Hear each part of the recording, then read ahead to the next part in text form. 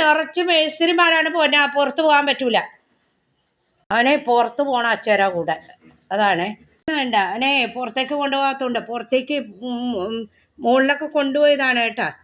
പൊന്നോ, ദേഷ്യത്തിൽ ചെന്നിരിക്കുന്നതാണ്. പൊന്നോ, അവിടെ പണിക്കാർ പൊന്നോ രാത്രി കൊണ്ടുപോയാ അച്ഛ ബോജയൊക്കെ കാണാൻ നമുക്ക്. ഇങ്ങോട്ട് വാ, ഇങ്ങോട്ട് വാ, വന്നേ വന്നേ പൊന്നോ.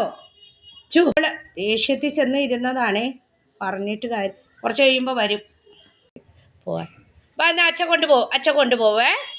അച്ഛ കൊണ്ടുപോകും. ചേട്ടാ, അവരൊക്കെ ഊണ് കഴിക്കുന്ന സമയമല്ല, അവർ ഇച്ചിരിയേരെ കിടന്നോളൂ. അപ്പം അങ്ങോട്ട് റൂമിലേക്ക് വിടണ്ട, ഗേറ്റ് വരെ കൊണ്ടുപോയിട്ട് വന്നാൽ മതി.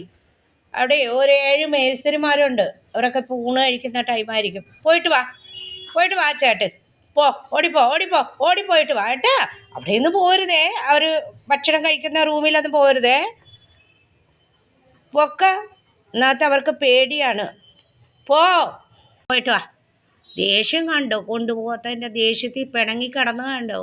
നിങ്ങൾ ആരെങ്കിലും വിശ്വസിക്കോ? കൊച്ചു കുട്ടികളെ പോലെ അതേ അച്ഛൻ കൊണ്ടുപോകണുണ്ട്. കൊച്ചു കുട്ടികളെ പോലെ പിണങ്ങി കിടന്ന് കണ്ടോ. ദേ പോകുന്നുണ്ട് കണ്ടോ.